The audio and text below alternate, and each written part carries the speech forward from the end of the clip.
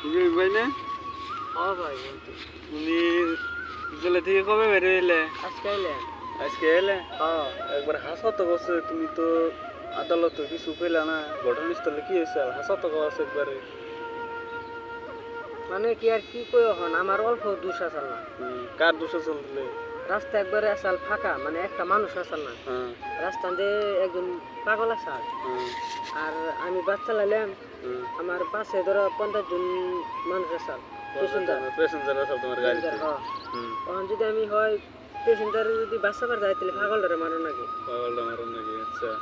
আর যদি পাগলটারে বাসাই তাহলে প্যাসেঞ্জার ব্যক্তি মরে। তো তুমি পাগলটা মারবা না, তুমি ওটা বুঝলাম, তুমি পাগলটা মারবা বুঝলাম, তো তুমি ধান খেতে দিলে কে বাসটা? পাগলা বুঝে না রে, পাগলটা তুমি যে ধান খেত নিয়ে দৌড় দিচ্ছে, তো ধান খেতে উপর দৌড়াই দিচ্ছে।